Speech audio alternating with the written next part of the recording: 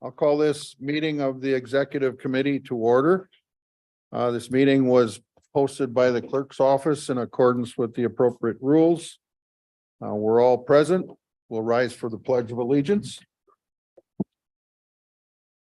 I pledge allegiance to the flag of the United States of America and to the republic for which it stands, one nation, under God, indivisible, with liberty and justice for all. Our first item is the consent agenda. I'd look for a motion and a second to discuss. Motion by Supervisor Bossert, second by Supervisor Shadron. Any discussion or questions? There being none, all in favor, say aye. Aye. Any opposed? Okay. Our first item will be 5B, the Geographical Information Services Quarterly Report.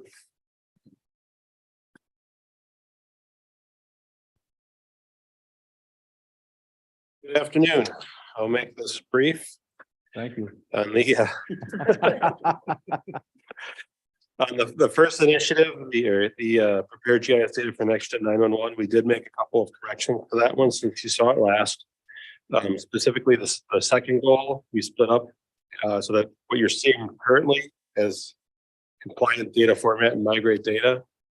That we split what was a larger goal into that goal, and what you now see as the last goal, which is complete the data remediation. So the data remediation, that timeline has been put out significantly further out to match the timeline of the grant that we applied for and that we hope to receive this December. So that's the change that we made on that. We just made the dates more realistic and made those corrections. The last initiative, the historic tax roll scanning, as you're here for meetings, you probably saw our scanning crew in the room across the hall. They work 24/7, 2 12-hour shifts. And they started on November 1st and they're packing up and they'll be heading out today. So they got the scanning complete. It estimated 17 days and they got done in 16 days. So that was good news. It was a big project, but yeah, it was pretty amazing to see their equipment. Do they review everything to make sure it's scanned, so it's legible? Yeah, that's right. So the next step is they'll take that back to their offices and they scan them in full color. So high resolution, full color. They will then take them back and convert them to true black and white, black or white, no shades of gray. So the file sizes are much smaller. And throughout that process, they will be inspecting those images. And if they find that any of those images are illegible, they will go through and do some manual enhancement of those specific images. So that project will go for well into the next year, but the on-site part should be done. It's taking a day less than expected. Was it a firm contract or are we saving a? We are paying per image. So I did not get a price. I don't know if they worked faster or if there were fewer images yet, but we will pay per image. Okay. Somewhere, at some point in time in this entire process, there is somewhere a backup of everything. Is that correct?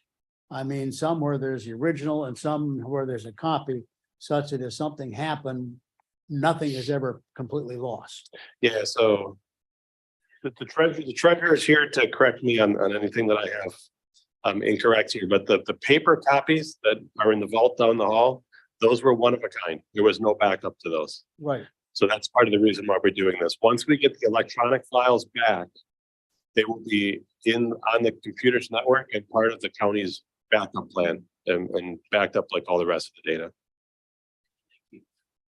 What's that? Yeah. And they'll have a backup too that they'll keep. Yep. I have another question for you regarding the orthophotography. Yeah. Is that an example of where the county is doing this and really all the other municipalities or governmental bodies within the county have access to that? Is that correct? That is exactly right. So the orthophotography project, we get some funding from the Regional Planning Commission on that, really through federal US DOT funds that help pay for that. The county picks up the rest of the cost, and then what's captured is made available to all of our local governments, state agencies, the public, whoever else needs it. So Yeah, all the rest of the local governments definitely benefit, and with the high resolution, the local governments definitely don't have any need to fly their own projects. Is there a fee for that use, or is that just, hey, the county's got it, let's go get it, and the county allows them to have that? So the funding source for that is land records, so it's a fee on the register that's charged for every document recorded in the register of deeds, specifically for land information modernization and projects such as this. Once we get that data, we don't recoup any cost for it from the local governments or the public. It's just put out there. It's just there. It's just there. Okay. For that's- free. I just Yep. want to make sure this is Yep. another service that the county is providing, that the municipalities have available to them at no cost to their. That's exactly right. Thanks for asking. That's what I wanted to know. Thank you, sir. Any other questions? Thank you. All right, thank you. Our next item is the information technology quarterly report. And before we get into this report, understand these reports are just given for our looking and not for managing departments. This particular department is 2 bodies down, so understandably, there are some red lines on it. All right, good evening. The red lines actually are not as bad as they appear. Since I put this report together, we have made tremendous strides and got back on track with some of these areas that we're lacking here. On the first initiative, to improve the use of Citrix and Microsoft Office 365. As of right now, there are 8 users that are still on the old environment. When I put this report together, there was 150 users on the old environment. So we've made tremendous strides in the last 2 weeks. The final 8 users, what was really holding us back was a problem with some of the terminals that we had not passing through like a USB webcam, so people could have a Zoom meeting or a Microsoft Teams meeting. We identified the problem was with the hardware not supported on the new version. So we were able to procure new hardware and get that deployed. And we just have the child support department left, and then we'll be all on the new environment. So it doesn't look as bad as the red shows. And that we're anticipating, I spoke to Dave Moltoff, our Citrix engineer. We're anticipating the end of the week we'll have that done. And then on the new environment. The second initiative is the raise the security bar across the county government. To date, we have one of the first targets is deploying new security appliances at remote locations. So we are 50% done. We've transferred over the youth treatment center, the Fair Park grounds, and the historical building. Those are all on the new security appliances. We're just waiting for the golf course, which we'll do in off season, so January-ish. And then we're waiting for equipment from Cisco to finish up the other 2 sites, which is the health center in Ozaki County, as well as the Slinger Highway Department. So that's going well. The second part of that is the improved network security with multi-factor authentication. We switched over from Zoom commercial to Zoom for government. And part of that is we brought that into multi-factor authentication. So we're starting to secure more applications that we bring on. We've also had a good talk with My Avatar, which is an application that the Human Services Department uses, which has patient and HIPAA data in there. So we're having really good discussions of getting pricing on what it would take to get to that 2-factor authentication model, making really good strides in security. The next initiative, redesign access databases. There was a couple things that held this project up. One was the deployment of an application for the community development and housing project. It took a lot of time, a lot of resources working with the community development department. That's coming to a close. We're kind of just waiting on lawyers to look over everything and kind of finalize that. The other one was a application for the sheriff. Currently, their scheduling of all the patrols is on an Excel spreadsheet, really messy. So Dave Zarder has been working on the application to bring all that data and make it really easy for the sheriff department to use. They want to get that done before the end of the year so they can start using it in 2023, which is really nice. So that kind of jumped in there. We also are gonna take some of those projects and kind of break them up into smaller little targets. Instead of having one big goal of all these applications, we're gonna break them up into targets. And that way, if one application is holding back, it's not, the whole project's not held back. So we're gonna kind of strategically maneuver that. And then the medical examiner software, the last initiative, it was determined by the medical examiner, Craig, that we do not want to migrate the old data because 75% of that data is garbage data.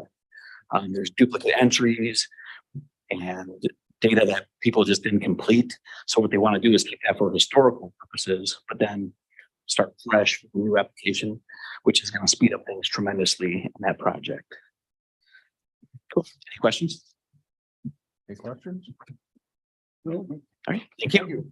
Thank you. Our next item is 6A, the inflation contingency fund. Was for a motion and a second, Moved. moved by Supervisor Schultheis, seconded by Supervisor Mary.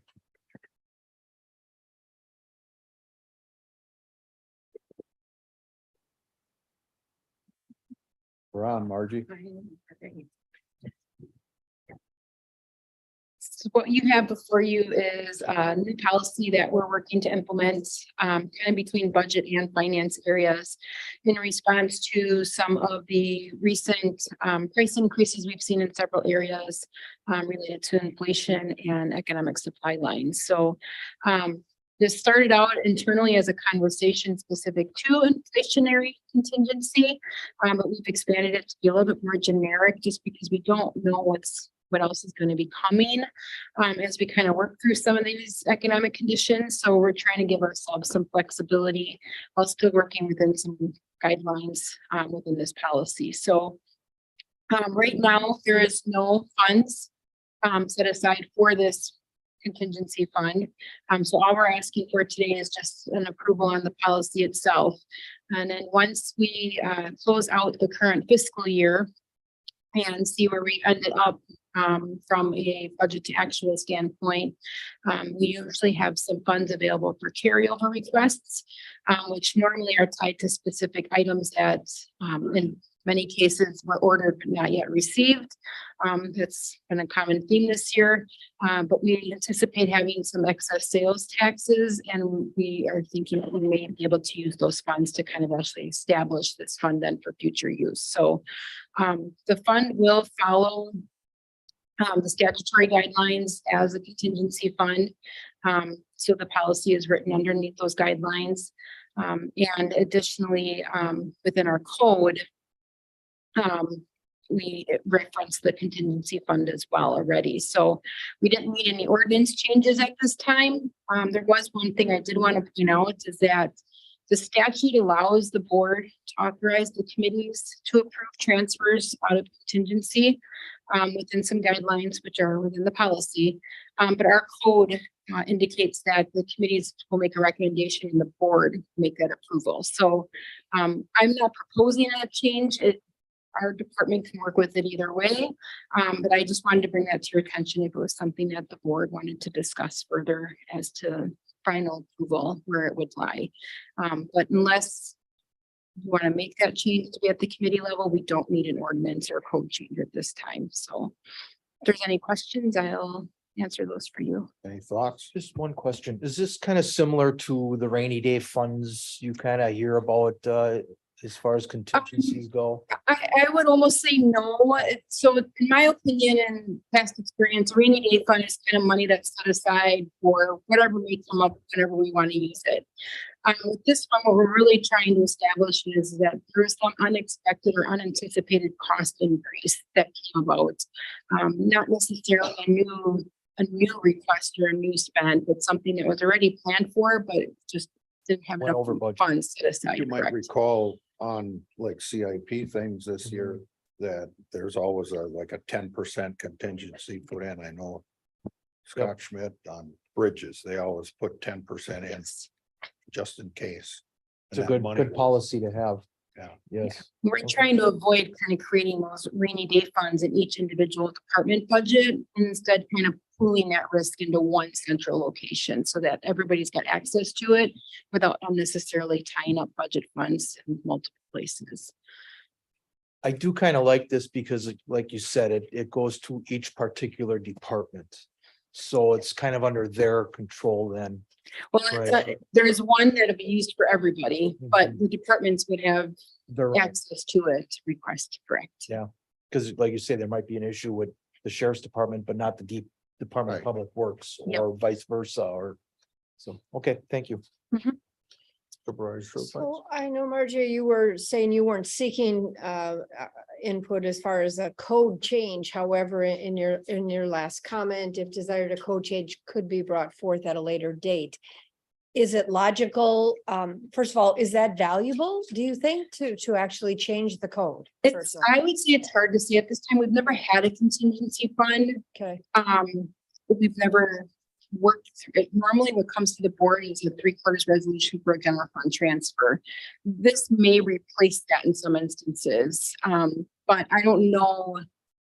We don't know what the size of these are gonna look like or kind of what we're gonna come across. So that's why at this time I wasn't really gonna recommend it. I thought we'd kind of see how it's going. And if it seems like it's a lot of extra red tape, then in the future, board wanted to make the change, we could bring that forward.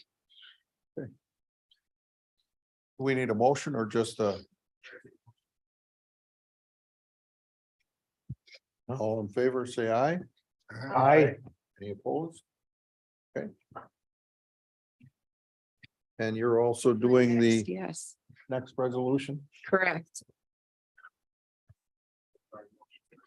motion in a second, please. If we can do it on this side. Supervisor Bossert, Supervisor Shadron. You might recall this is federal money in lieu of taxes for federal lands, which is an island in the Milwaukee River near Newburgh. Yeah. All it is putting $100,000 in the funds, 50,000 per year for the next 2 years. Then we have to put that in the budget. So, correct? Correct. Any further need for discussion? Seeing none, all in favor, say aye. Aye. Any opposed? Okay, thank you. And now we're voiding stale checks. Motion in a second. We'll stay with that side of the table to change. Supervisor Shadra and Supervisor Bossert. So as you can see by the report that was sent to you, there's quite a few on there. All of them have been gone over numerous times. I'll bring your attention to a couple. Washington County Highway Department. I was gonna ask that one. Yeah. Why do they have a check that is going stale? The fact is that HSD ordered some signs, and instead of doing a journal entry, or they did a journal entry, instead they cut a check and then did the journal entry, so the check is sitting out there. Same kind of thing with Piper Electric. That's the largest one on here. That was a duplicate check, so the first check was cashed and the duplicate was made but not voided. So, and then all of the entries that are 99 and 999 are jury duty people. So most of those, if contacted, would say, I want to do my civic duty and give you the money back. So they didn't cash the check or any of those types of things. So that's what we have there. So any other questions? I'd be happy to try to answer something. Discussion? Do this every year, so all in favor, say aye. Aye. Any opposed? Motion passes. Our next item is the labor agreement with the sheriff's department. There's an echo in this room. Motion in a second, please. so moved. Supervisor Schultheis, Supervisor Mary.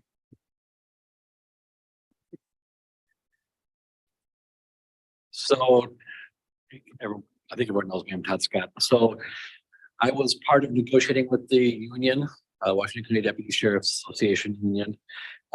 On this contract, this is a 1-year contract. We had a 1-year contract last year. with inflation and otherwise, and with some of what the other counties have done, Waukesha in particular, the request, and if this is all in front of you, is an 8% increase in the contract. So to give you some perspective as to what that means, Waukesha this year did a $3 increase for their union, as well as some other people within their jail and sheriff department. That $3 increase basically put Waukesha well ahead of where our county is at. With this 8% increase, it means that our contract will be paying, I believe it's 2 cents more. You want to verify that?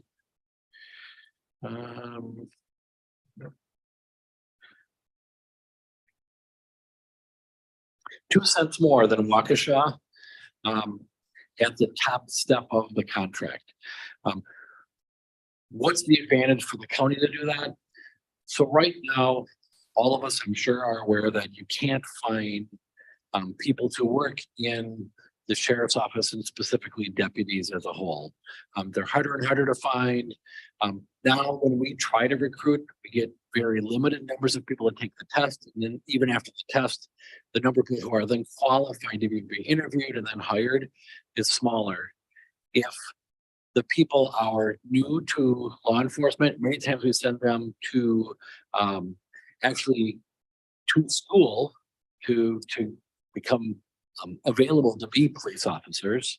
And then the likelihood of them making it and being there for us long-term is more limited. What this allows us to do is to be able to do what would be referred to as a lateral transfer, taking somebody from another agency, municipality, county, otherwise, who is fully qualified, and allows us to bring them on board to assist us. That is happening today to some degree. Based on how hard it is to find people today, I expect that's going to continue to happen.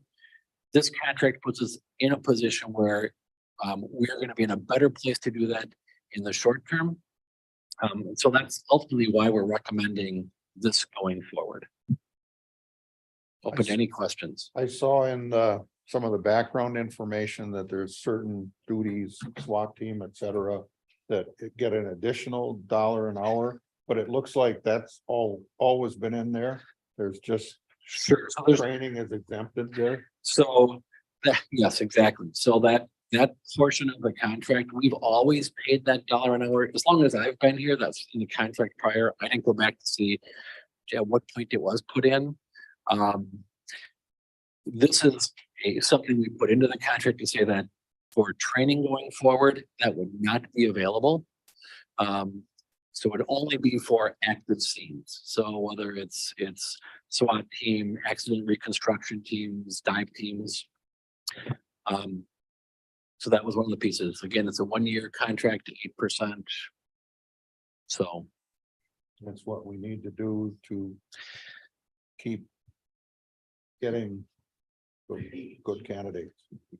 I think it puts us in a position to be able to do that for the next year.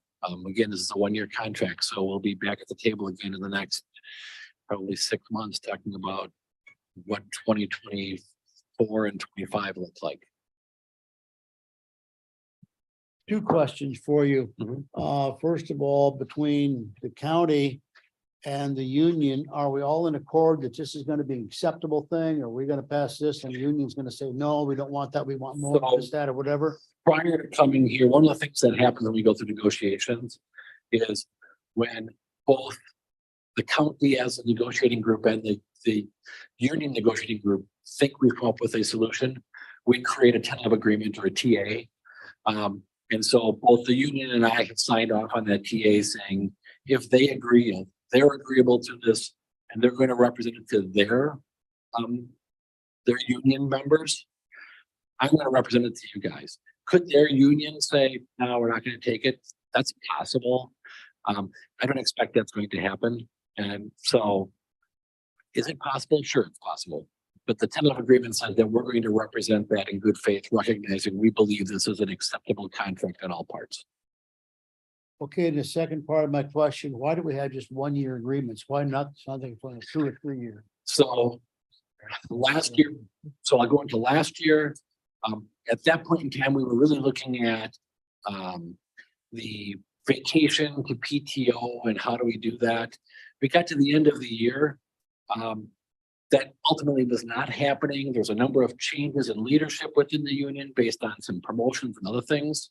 And so the decision was to have a 1-year contract because we wanted to make sure we had at least a contract in place. This year, the union would be willing to do a longer contract, but what their ask is going to be based on what inflation is, probably going to be a lot more than what as a county, I think we should be doing. I think in the county's perspective, we're going to say, let's hope inflation gets put under control. And next year, maybe it's a 2% increase, right? They're going to say, if inflation continues, we want 8, 6, and 6.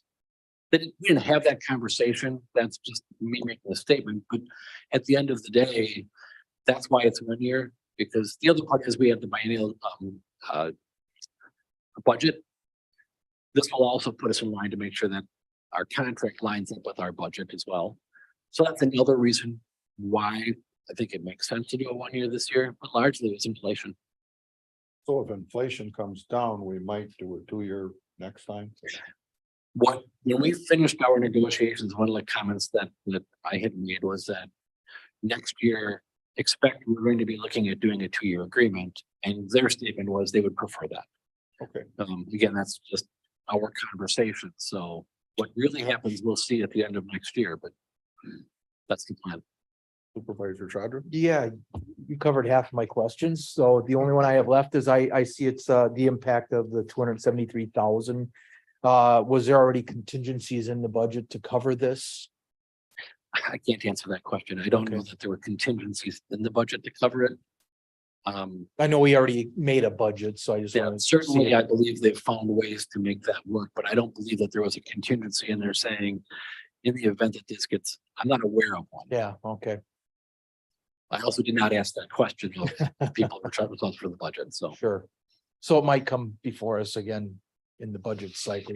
I don't believe so. I think they found ways to make sure that we can make this We work can make within this the work, budget, okay. but I can't answer that. Any other questions? No. In that case, all in favor, say aye. This Are goes any to opposed? This goes to the board, is that This correct? will go to the full board, yes. And item E was a request for extension. There was a property that the county had taken for non-payment of taxes. The respondent did come forward and pay yesterday. So, we're gonna, is it correct to table this until the check clears? Okay.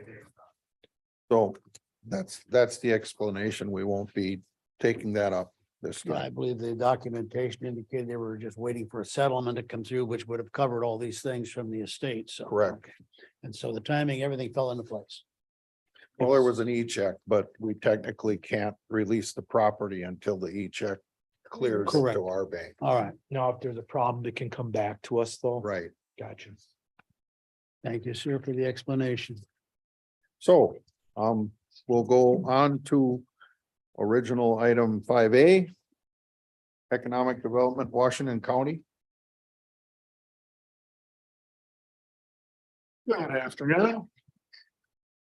We on and sit here, okay. So first of all, thank you. This is part of our annual commitment to the Washington County Board. Provide you with a review of the health and status of the Impact RLF Fund. We have received some feedback. It was very polite, but very clear that we need to shorten our content for you guys in the presentations.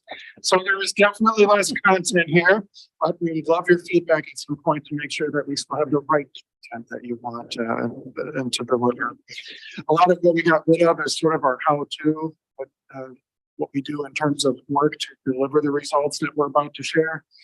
But we'll get a chance to share that with you perhaps at a later time as you will have going in front of you.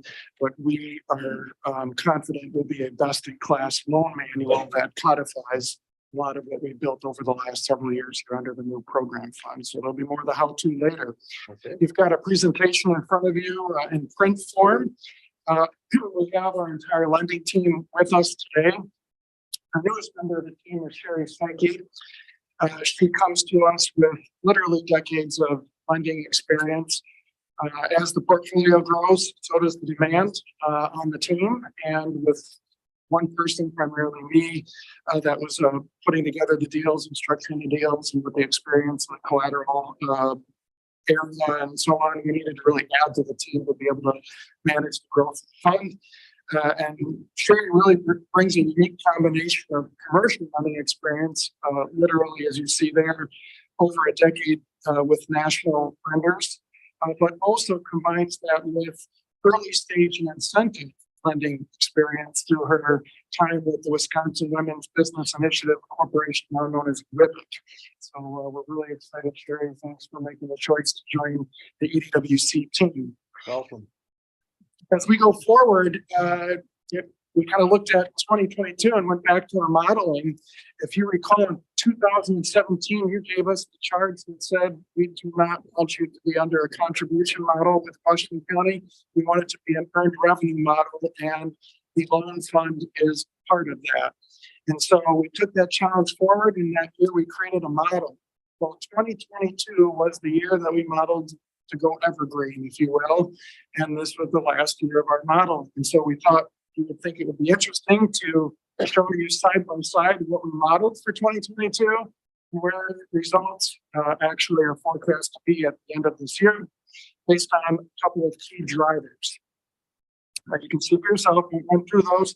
But what we would point out is that what we didn't anticipate was that during our scale-up period, to get to this 2022 evergreen point, we would be dealing with a stress test right out of the gate. The model did not include many of the factors that you see there. Nobody could have predicted COVID-19 and everything else that came out of that. Pleased to say that we did indeed pass that stress test, if you will, and you can see a lot of the numbers where, even though there was some rubbing the crystal ball, really tight and close. Where there is variation, for example, average term length, as well as utilization rates, that is in good measure a factor of those things that we did model and anticipate. So that you're aware of that. I can report that the health of the RLF, Impact RLF fund is strong. Any questions? Just kidding. You got a little bit more content. Well, he called it out at all. No, it is strong. Wasn't kidding about that, but we do have a little bit more content underneath. Part of the transformation of the fund you see here on the next page that talks about the true north. For your purposes, some of your constituents may be asking, well, why does Washington County participate and have built an impact involving loan fund to support economic and business growth? You see the vision and mission there. The public purpose requirement is what enables you to do that. And when we look at the desired outcomes at the bottom, that's really a listing of those public purposes that drive why you have created a fund like that. One of the most important being the net public benefit, which you'll see later. We have created instruments to be able to measure that and give you exact numbers as it relates to what that net public dollar benefit is. And just as an example, one of your visions when you created this was to reinvest sales tax dollars, which you've done, and you've made that investment into a powerful growth engine. Just as one data point, since the beginning really of the loan program, we've calculated 2.7 million just new sales tax revenue that investment has already brought forward. So it's not going to take long to really reach that, not just break even, but the point where it's all additive going forward there. So great result. I'm actually going to now turn it over to our revolving loan fund committee chair, Pat Tomey, to discuss a couple of elements on what makes this work specifically as it relates to the underwriting. Pat? Good late afternoon. It's a pleasure to be in front of this body once again. I'm the old guy. I've been around since the inception of the fund. I'm the one that volunteered to take on this responsibility, and I am glad that I have. So, talking a little bit about the presentation and the deal structure, it's important to note that we have gotten better every year. The quality of the members of the revolving loan fund committee have increased in experience, capabilities, and in this wonderful lending environment and challenge. I'm comfortable that we have the right team to adjudicate on behalf of the county the right deeds. And you can see on this page the deal structure, some of the things that we will talk about on every application. It's important to note they're all intertwined. It's also important to note that the vigor of the members is important to the success. Meaning, when we go and screen candidates to sit on the committee, there's a couple rules. One is you're not going to be shy. You're going to speak what's on your mind, and we're going to sit there and reach consensus so that we can get the best product forward for not only for the applicant, but also protecting the taxpayer dollars.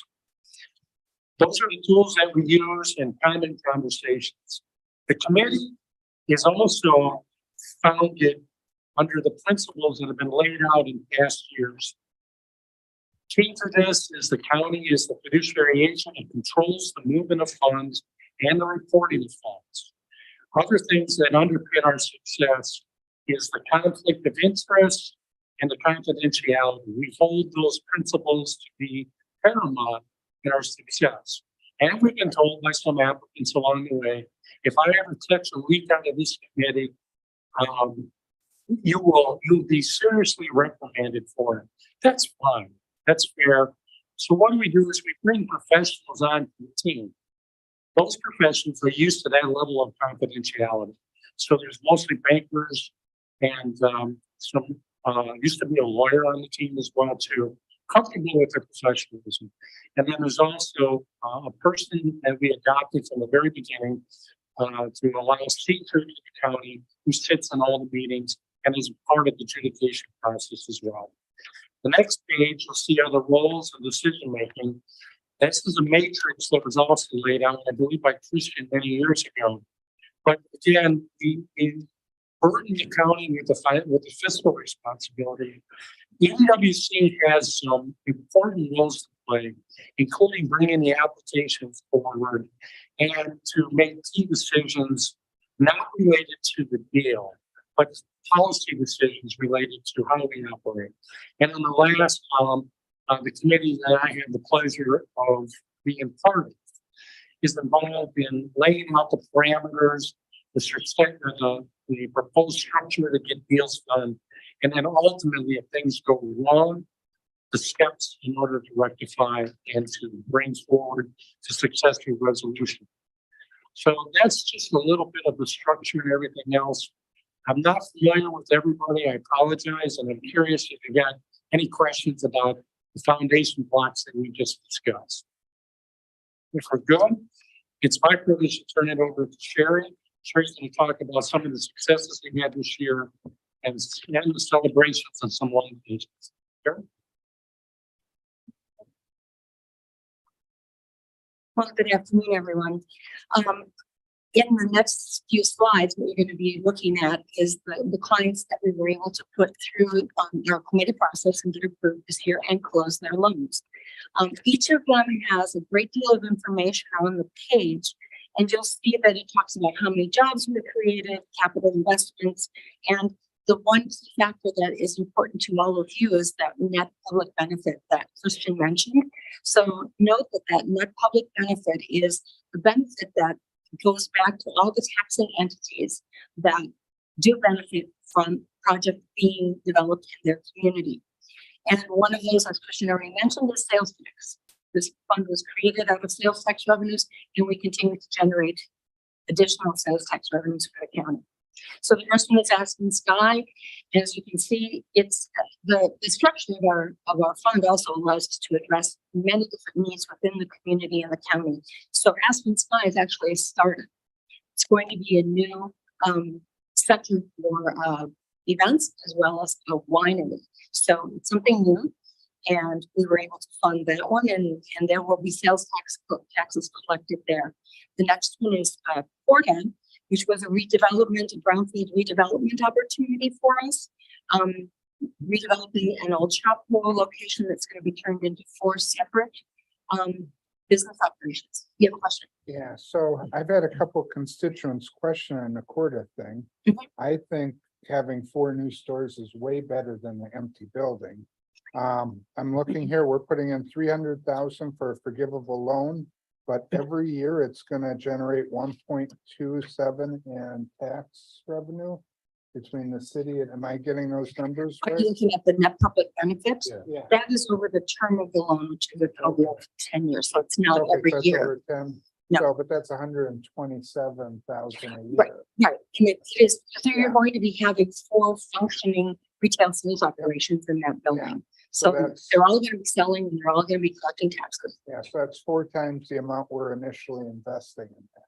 substantial over the time. Yeah, now it says it's forgivable. If it's forgiven, where does that 300,000 come from? Is that county money then, or? That is coming is it from the Loan fund? the front. The Where do- brownfield? it's a source of Right, money. so the brownfield program does have a forgiveness allowance. That is not the case with the general impact RLF fund. You have intentionally put aside a unique fund to allow for redevelopment of some of the toughest sites in our various communities that have Yep. real or perceived issues that have prevented the market from actually taking them on in and of themselves. And this is one of those. And it's also important to recognize that it's not a $300,000 grant. We've heard there's been some Yeah. conversation of Yeah. that actually the company the developer has not received a dime yet. That 300,000 has been held in an account that we have joint approval over. And those funds are not released until they actually perform the sales tax revenue commitments that have occurred. So as those Yeah. commitments are made and that performance occurs, we can release the funds to the developer. So very, very tight control in the use of the structure. Is that tied just to sales tax or is it tied to employment too? This particular deal is tied to sales tax. But you will see in the results there that there is employment and over $1 million worth of annual new payroll that's occurring on that site that didn't occur. So all of those benefits are true, but we didn't tie the deal to that. Thank you, Christian. Yeah, oh, absolutely. Didn't it? Yeah. Okay, great. The next one in the packet is Rock Machinery. Rock Machinery was a company that was relocated to Washington County from Ozaukee County a few years ago. And the company has done well. They're continuing to grow and they had a need for some additional warehouse space. And they came to us and we were able to partially fund this structure that you see in the upper right-hand corner. It has been completed already. The next one is MBW, which is a family-owned business that's been around for 55 years over in Slinger. It's a family-owned business, and what we were able to do there is retain and create some employment, but they're actually putting up a separate building to bring more people into the county for training on their equipment, say, salespeople and distributors, as well as create a year-round research and development opportunity for them, which will really help them continue to grow over the years as they transition to the next generation, because they're working on that right now. And then the last one that I've got in the packet for you is closing with the district, which was part of our developer segment.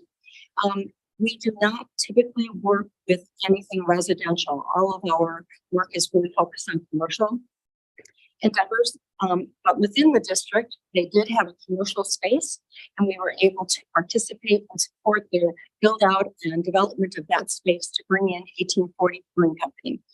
And we're all looking forward to that manifesting itself very quickly. As you can see in the picture on the lower left, that's built out. The brewery will be right there under that kind of a white line. That's where the brewery will be. So it'll be out there overlooking with a big patio overlooking that intersection of Maine and Washington. So it's going to be quite transformative to that corner. So next, after all of our fun celebrations, next we've got a portfolio update just on the segments that we have. We have 29 core loans. One of them is a brownfield, this was already addressed. We have 2 that are developed. One was an office development that was done a couple of years ago, and then The district was our other one. And then we have had 3 startup loans, and Aspen Sky was one of those. So last year we had 2 of those. And then we also have the 16 micro loans. So for a total of 45 loans outstanding right now. What really matters is the impact. And we talk all the time about the impact. And so on the next page, we've got the impact that will be created just by the loans that we did this year so far. And again, focusing a little bit on the sales tax. This year, the projects that we've been working on will net us $1.3 million in net new sales taxes over the next few years. So that's just this year. So that's a pretty important aspect of what we're doing, as well as creating with just 5 projects, 144 new jobs and all the other factors that went into that. Now that's just this year. In the past, since 2008, we've made about $16.5 million in loans. And in total, we have net public benefits or had, a fiscal financial impact to the county of over $1.6 billion since 2008. So we have really created a lot of financial revenue and benefit to all the taxing entities here in the county over the years. And of course, as Christian already mentioned, $2.7 million of that was just sales tax revenues that have been generated so far. So as Christian already alluded, we have a very healthy portfolio. We have the 45 projects. The total portfolio size is round numbers 20 million. We've got about 8 million outstanding as of the end of October. We still have about 11.5 million to lend. And our fund utilization, as was noted in his original presentation, comparing 2022 to what we modeled, is just a little bit over 40%. And there are some stats about how we lend our money, 100,000 up to $1 million. And now I'm going to pass the microphone back to Ted unless you have any questions for me. Yes, Yes. I do. Okay. Yes, I do. Thank you, Sherry. I noticed in your vita, so to speak, that you're bilingual in English and in Spanish. Yes. And it's not directed to you so much personally as to the organization itself. Are you finding that the Spanish language is becoming more of a factor in the business you're doing? Well, I've been trying to reach out a little bit to Casa Guadalupe. I just kind of connected with them at the chamber event last week and talked to them about what we could do to support the businesses that were owned by the Hispanic community here in Washington County. And so I'm going to be setting up a meeting with them in the next week or 2 to try and feel out what we could do. I understand from the executive director that there was an opportunity for Hispanic business owners to meet with some individuals here in the county to talk about what would assist their businesses in growing. And I know that some of our projects, some of our capabilities would be able to assist them, but we need to investigate that a little bit more. I was focused on getting loans done at the beginning of the year for the ones that we already have in our pipeline. So we'll be looking to expand into that area. Thank you and welcome. Okay, well, thank Any you other very much. questions? All right, thank you. Thank you too. Welcome aboard. Thank you. Maybe your addition will take some stress off of Pastor Christian. I hope so. Trying to not add to the stress, that's for sure. Pat's up next. Stress, what stress? Underwriting risk scoring. We adopted this model many years ago, and we think it encapsulates everything that could possibly need consideration when we evaluate, not only in the initial underwriting, but also in the risk scoring that we do each year. So you can see the various elements that come into play. The scoring system is very simple, which is risk-free is down in the 1 range, and 5 is we are actively looking at everything because we have concerns. You've seen in some of the previous slides that the overall composite rate is 2.53. We're very comfortable with that, especially since a lot of these loans are gap-based, meaning they're where the bank doesn't want to play. There's more risk associated with the lending that we're doing, yet the performance, because of the model and how we look at each of the applicants, not only at the initial underwriting, but in the future scoring that we do every year, seem to give us the right feel for what's exactly going on. On the next slide, you'll see our history. The one thing that we have that's unique this year is we do have a default on one microloan. But you know as well, when we talked about the microloan program, that we were anticipating a loss ratio somewhere between 60 to 70% for the money that was set aside. This has been a huge surprise to me, because microloans tend to have that type of write-off. We only have one situation right now that's in default. There is no write-off that exists at the moment, but there could be as we look forward. The other thing I'm very proud of everyone on the team behind me and the committee is that since 2005, we haven't had a write-off. I don't know how that happens. I'm grateful it happened. Don't jinx it. And I'm like the Green Bay Packer head coach. I make no assurances about next week or 2023. And the reason I say that is I think there's some interesting challenges in the economy that are coming forthright in 2023. Look forward to being in front of you again a year from now and let me know exactly what transpires with all that. Questions? There's one concern balance of 16,800. Is that the one micro loan that you're worried about, or? Yes, I believe that's, yeah, that is the one loan. And we're worried about it because we have official legal documentation about their unfortunate lack of success. But one Okay. loan at $16,000 compared to all the benefits you're bringing in. Yeah. Well, again, I'd like to congratulate the crew behind me, and here's why. They do the first pre-screening. They're the ones that select what comes in front of the committee. And they do just an excellent job of doing that. Makes my job a lot easier. And then the other piece of the secret sauce is the committee has incredible expertise in putting the hooks into the deal that prevent write-offs when we have a default. We're not going to be perfect, but I'll take success as we define it today and hope that we continue to have reports in front of you like 2022. I have a Anything else? question. Yeah, Yes, sir. quick question. What is the ratio? I mean, say you get 10 applicants come in, what is the ratio of loans that you actually approve? Do you kind of have numbers on that? I can tell you what we approve in the committee environment, and then I'll yield Christian on what comes in. Mhm. But in the committee environment, I would tell you that we probably approve 80 to 85%. We may have a split vote on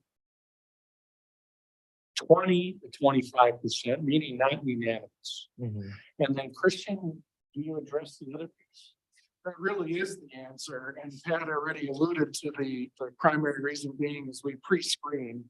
With the experience that we have in the field, we're able to advise the clients and say, hey, you're probably not ready to apply, or maybe we need to find a different kind of a resource for you. Ours is not the best fit.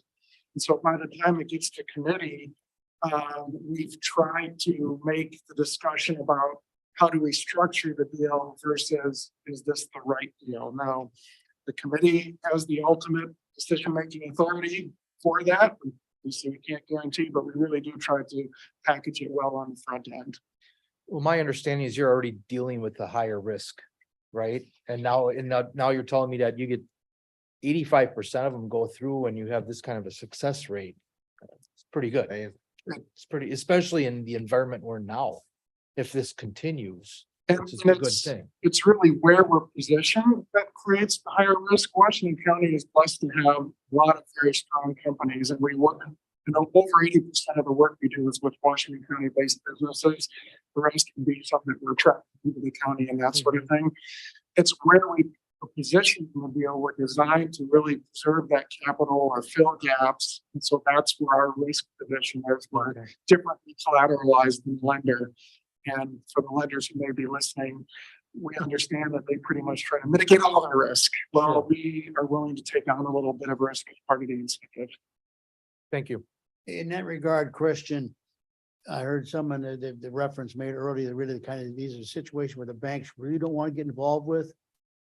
Is this being looked upon as kind of a last resort place to go to? No, and I don't want to say what you meant exactly by that, but when Pat references that, we're talking about gap funding. These are good deals. You can't make a bad deal good. That's impossible. So if it's a bad deal, it's a bad deal. But what you can do is make a good deal better.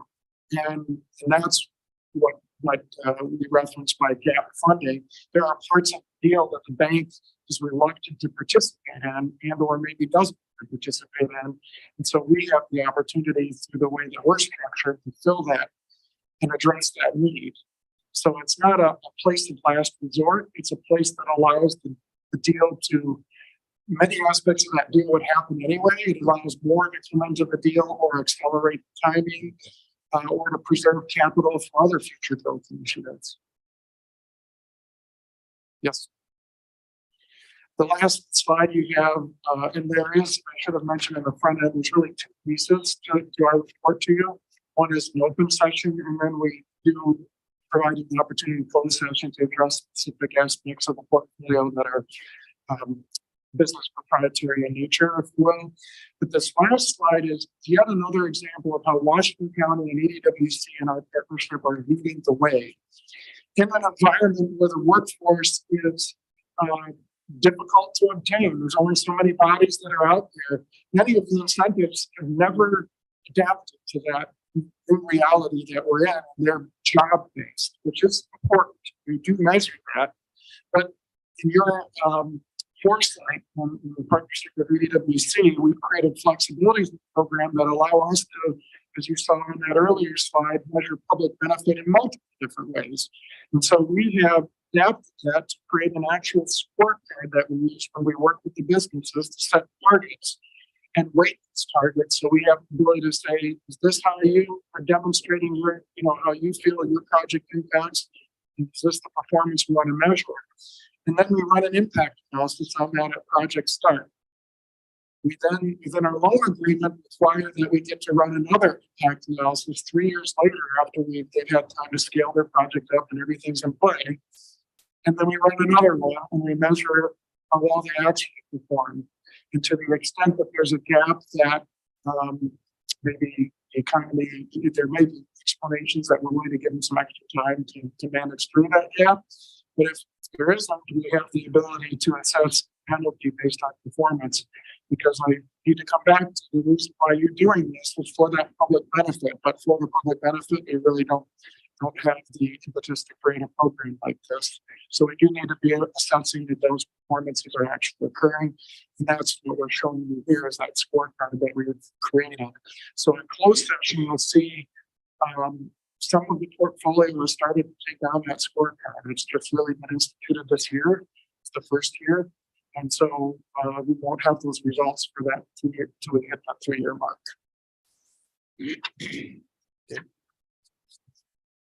Thank you again. Thank you.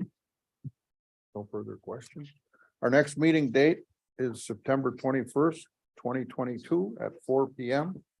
I'll take a motion to go into closed session. So move. Moved by Supervisor Mary, seconded by Supervisor Schultheis. All in favor, say aye. Aye. Any opposed? Okay. We'll go into closed session.